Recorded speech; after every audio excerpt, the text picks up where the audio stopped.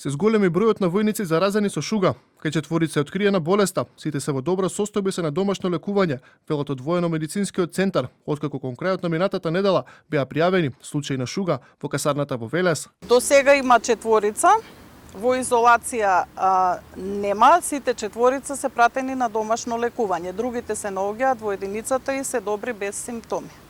Ги следиме секојдневно останатите слушатели на курсот, секојдневно ги прегледуваме. Кој има некои промени, некои симптоми, веднаш се упатуваат и на специјалист на дополнителен преглед. За сега немаме такви. Од АРМ негираат дека болеста потекнува од касарната. Велат дека условите за сместување се сосема задоволителни и во согласно со правилата за сместување во армијата. Веднаш по откривањето на болеста биле преземени сите здравствени протоколи и мерки за спречување на ширење на заболувањето. Сигурно е донесена од надвор. До сега не сме имале во армијата случај, нити кај старешините, нити кај професионалните војници.